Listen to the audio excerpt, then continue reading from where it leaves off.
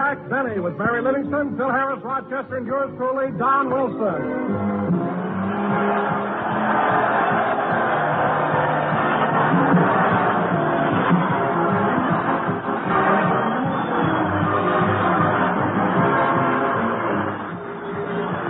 And now, ladies and gentlemen, from the Army Air Base at Gardner Field near Taft, California, we bring you our master of ceremonies, the one and only... Oh, no, you don't, Bud. No, you don't. You ain't pushing just anybody off on us. What are you talking about, soldier? What am I talking about? You tell him, Sarge. Go ahead, tell him. Okay. Look, Fatso. We can't do anything about what time they make us go to bed or what time they make us get up. But week after week, they blow a bugle, line us up, march us into this hall to listen to what they call entertainment, and we're sick of it. Now, wait a minute, fellas. You keep out of this, Bob. Yes, sir. Now, as I was saying, Fatso, the fellas here appointed us as a committee to sort of pass on the entertainment, see? Yeah. In that way, why, we protect our boys from stepping into those civilian booby traps. Booby traps? So listen, Chubby. You tell us who you're going to bring out here, and we'll tell you if it's okay. Well, all right, if you must know, it's none other than Jack Benny. Jack Benny, huh? What do you think, Sarge? I don't know. What do you think? Well, it's either him or spending a half hour in Taft.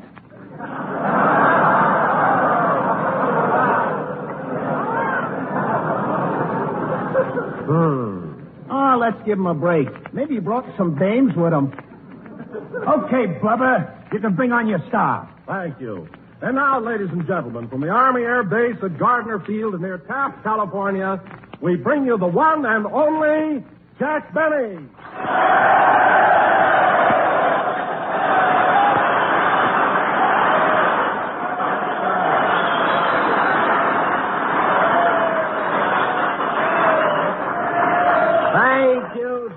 Thank you. Hello again. This is Jack Benny talking. And Don, isn't it nice being out here at Gardner Field, situated on the shores of beautiful Lake Buena Vista? Imagine being stationed in a place where you can go trout fishing, swimming, and diving. Oh, hubba, hubba, hubba.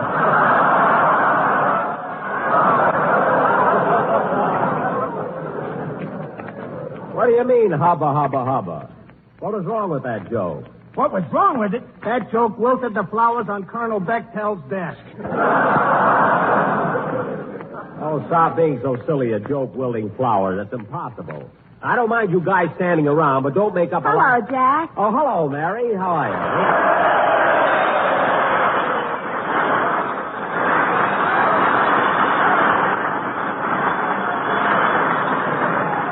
I'm glad you got here, Mary. Now maybe we can get on with the show. Yeah, but you know, Jack, the strangest thing happened just now. Really? What was it? As I walked in here, the flowers in my hair wilted.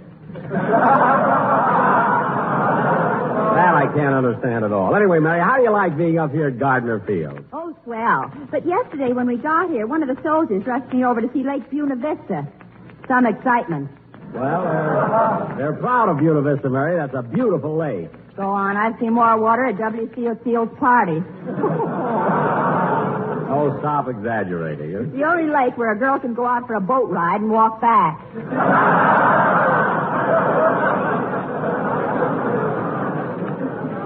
Mary, it isn't that shallow. Then how come the fish are sunburned on one side? Mary, please, isn't there anything else you can talk about? Oh, sure. You know, Jack, last night I was out with a soldier. Look, you hear about the girl going out with a soldier, so let's not have any of that on our show. But, Jack, last night I was out with a soldier. Mary, I don't want you to... Let her talk. Let her talk. Thanks, fellas. Now, as I was saying, Jack, last night I was out with a soldier, and just because I wouldn't give him a kiss, he said he was going to end it all. And then he laid down on the railroad track. Oh, well, don't worry about it, Mary. I've heard about the train service around here. But, Jack, that soldier. Mary, don't worry about him. By the time a train gets here, the war will be over. He'll be a civilian. And when he's paying for his own clothes again, he ain't going to lie down on any dirty old railroad track.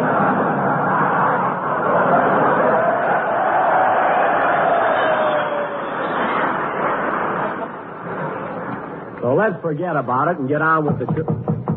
Come in. Mr. Penny, Yes? on behalf of the United States Army Air Force stationed at Gardner Field, I wish to present you with these wings. Wings? Yes. I'm sorry the rest of the chicken got away. Goodbye. Oh, well, I can always use them for soup. Hiya, Jackson. Okay, fellas, start beating them chow cones together. Harris is here.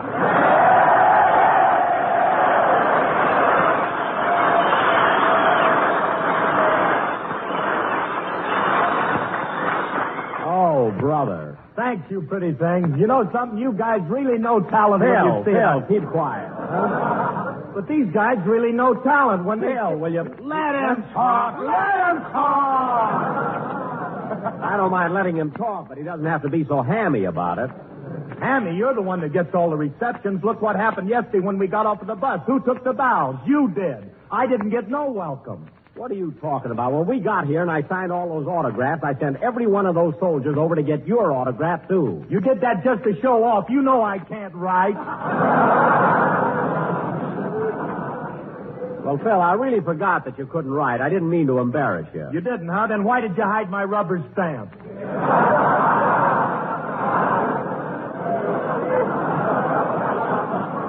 Because you were messing up the whole bus with it, that's why. Just like a kid. And another thing, Jackson, I know the trick you played on me last year. What trick? Well, you switched rubber stamps on me, and for 3 weeks I was signing my name, Fragile This End Up.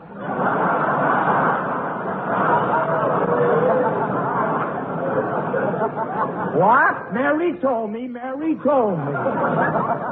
Well, Phil, anybody who doesn't know how to spell his own name ought to be ashamed of himself. Phil, do me a favor and play something, will ya? And now, fellas, come in. Mr. Benny, Yes?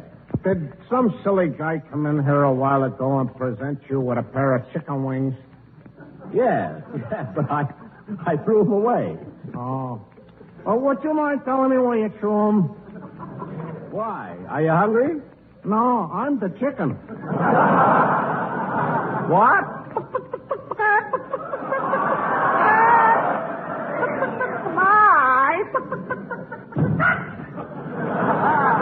That's what happens to a guy when he eats too much of those powdered eggs. Play, Phil, will you?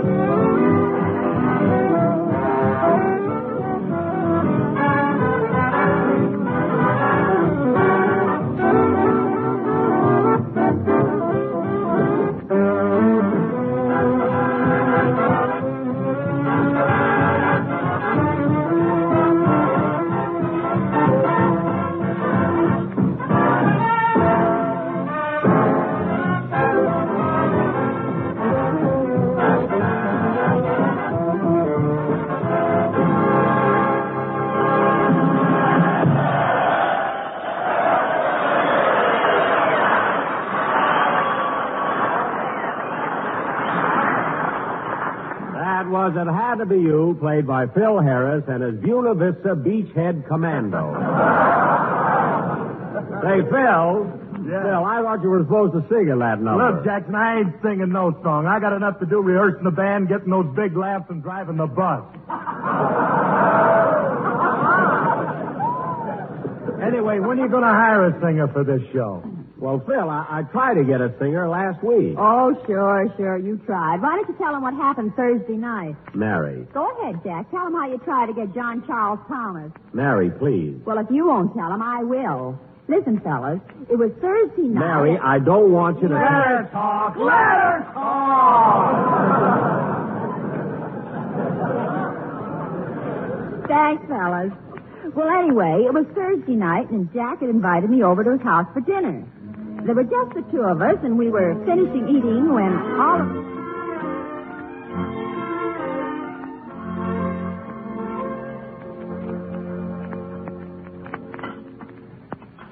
Gosh, Jack, it was nice of you to invite me over for dinner. Oh, that's all right, Mary.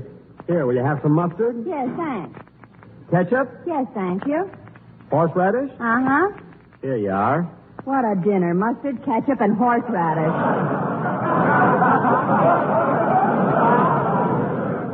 Don't worry, Mary. The surprise is in this casserole. Look.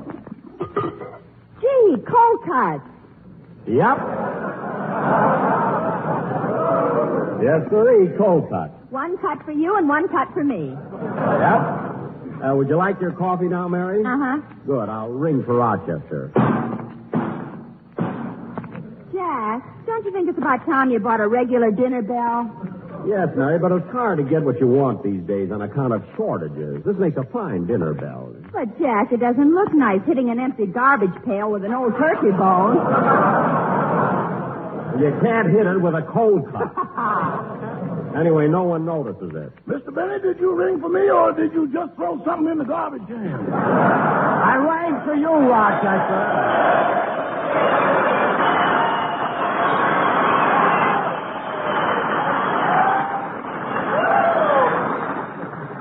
Rochester, bring Miss Livingston her coffee, and I'll have a cup of tea. Sorry, boss, you'll have to take coffee, too. Why? The tea bags haven't come back from the laundry yet.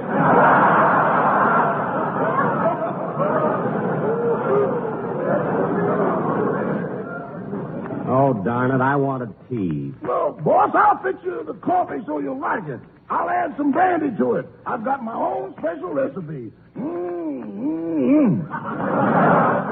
Has it got a kick to it, Rochester? Oh, kick to it? Boss, do you know how coffee is good to the last drop? Uh-huh. Well, when I add just the right amount of brandy to it, the last drop picks up the cup and hits you over the head with it. Rochester. One drink of my coffee and you sit around all night, percolating.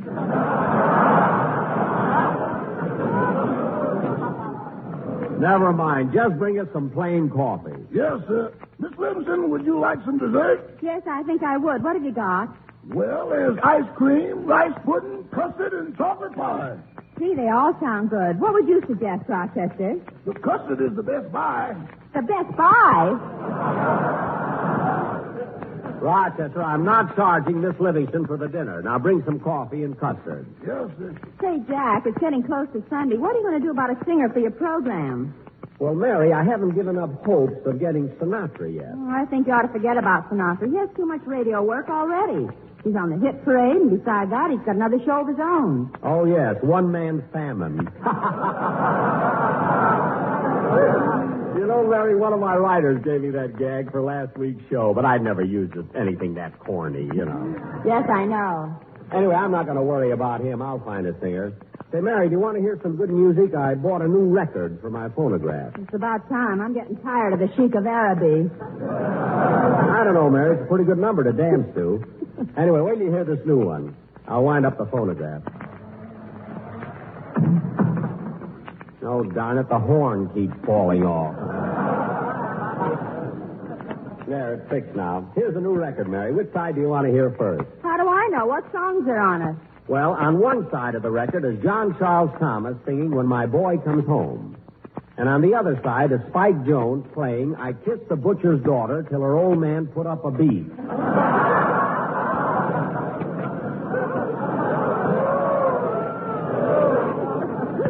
Well, I'd rather hear John Charles Thomas. Okay, John Charles Thomas it'll be. Listen.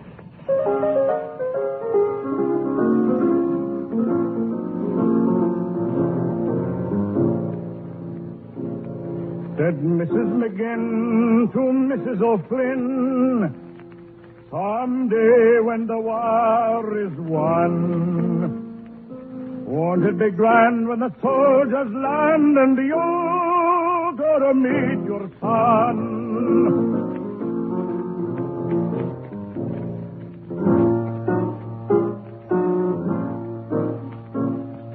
What do you do when he marches through and you hear the people cheer? What do you do when he smiles at you? As your boy draws near, what'll I do when my boy comes home? What'll I do, you say? I'll tell the police if they're keeping the peace, they'd better keep out of my way.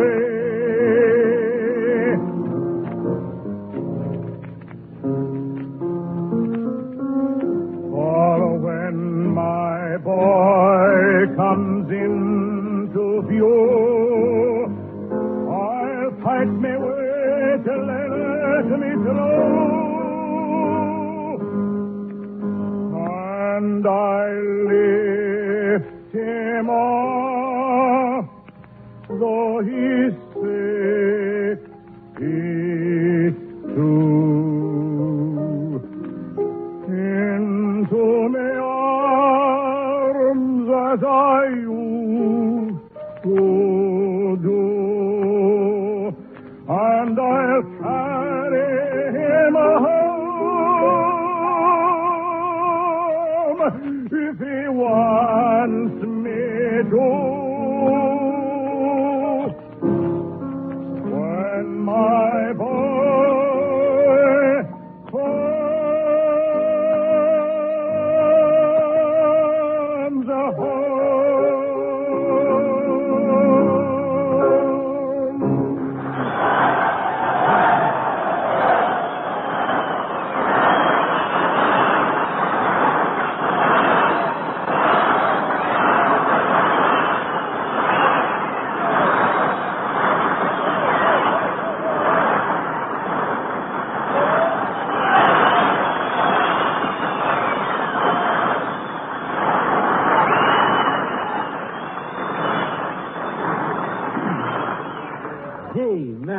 Wasn't that wonderful? What a voice. What volume. Jack, what an idea.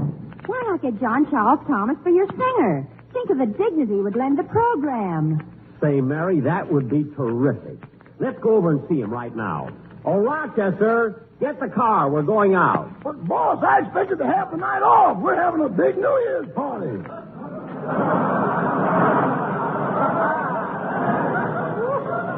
A New Year's party? New Year's isn't for months yet. I know, but tonight is basic training.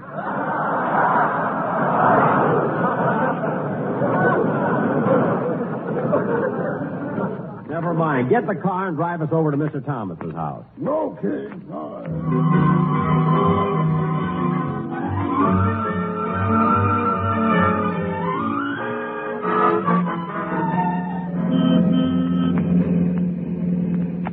Look out for that cab, Rochester. Not so fast. Don't turn the corners so close. Look out for that man. Easy, you'll hit that Pontiac. The light's turning red on the corner. Put your hand out if you're going to turn. Watch out for that safety zone. Doggone, this is the only automobile in town with a co-pilot.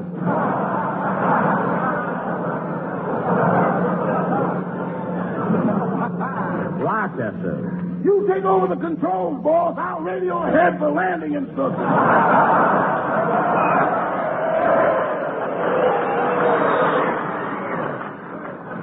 Rochester, will you? Hey, Mary. Mary, look, there's Fred Allen. Hello, Fred. Jack, that isn't Fred Allen. That's a soldier wearing a gas mask.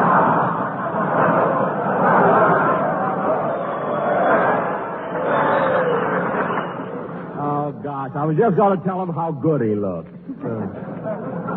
Hey, slow down, Rochester. There's where John Charles Thomas lived. That house on the corner. Rochester, you wait here. Come on, Mary.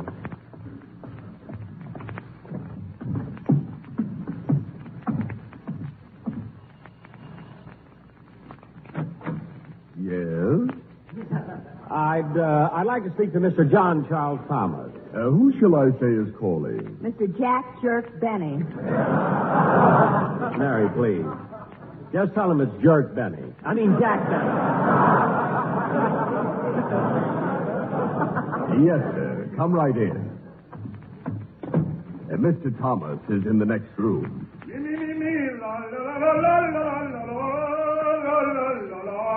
Hey, listen to that, Mary. Isn't that beautiful? Yes, and he's only gargling.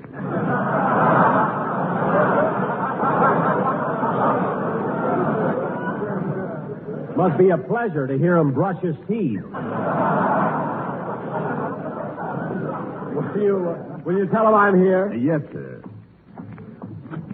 Oh, Mr. Thomas, Jack Benny is here to see you. Well, I'll come right out.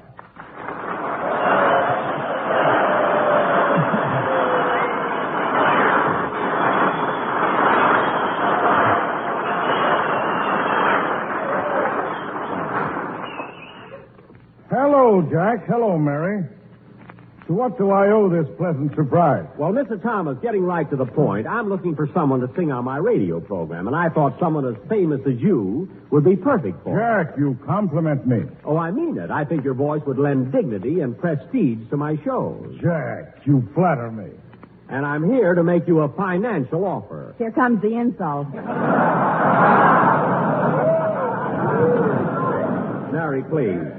Now, the fact is, Charles... Charles? That's your middle name. Oh, yes. Look,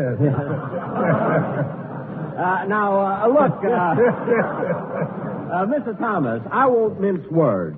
You see, Dennis Day worked for me, and after 5 years, I paid him $35 a week. I see. But naturally, I wouldn't expect an opera singer like you to work for that kind of money. Naturally. So instead of offering you $35, I'm willing to stretch it just a little bit and give you... Pardon me for interrupting, Mr. Thomas. Yes, Martin. I'm leaving now for my night off. Oh, yes. And, Martin, before you go, I'll give you your weekly salary. Thank you, sir. Here you are. 20, 40, 60, 70, 80, 90, $100. There you are, Martin. Thank you, sir. Now, what was it you were saying, Mr. Benny? Well.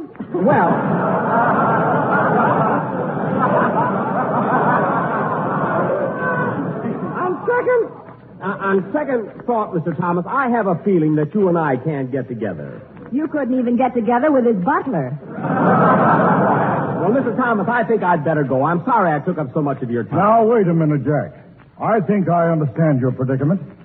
You're stuck for a singer. Yes, sir. Well, I couldn't possibly take the job, but in order to help you out, I'll be very happy to come over and sing on one program. You will? One program? Did you hear that, Mary? Gee, that's swell, Mr. Thomas. What would you like me to sing? Oh, anything. Doesn't make any difference what you sing. Your voice is enough. And since you're accustomed to paying $35, I may as well take the money. Oh.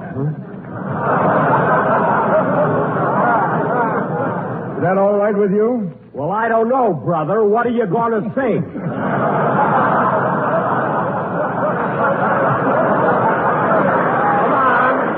Come on, tell me, what are you going to sing? Well, I don't know, Jack.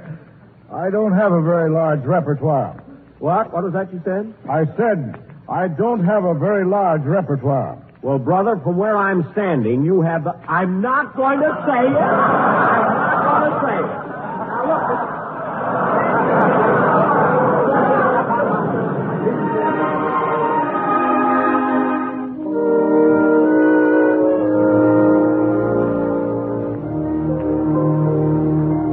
There's a low green valley on the old Kentucky shore that I've whiled many happy hours away. Sitting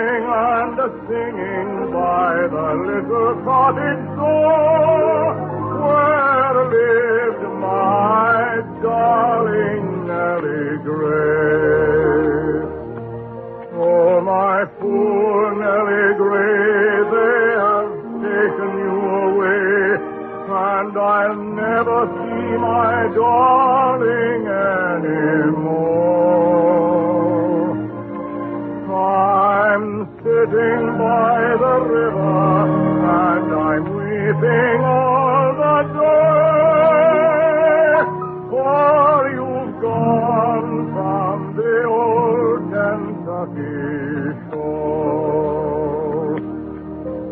When the moon had climbed the mountain and the stars were shining too, then I'd take my darling Nellie Gray, and we'd float down the river in my little red canoe, while my banjo sweetly I would play.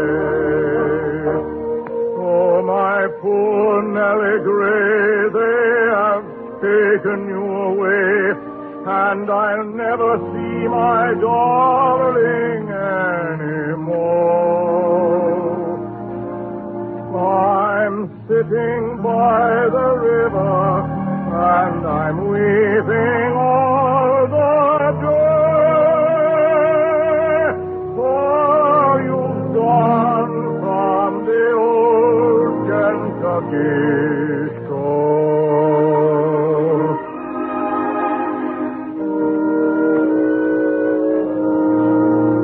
My eyes are getting blinded, and I cannot see my way. Ah, there's somebody knocking at the door.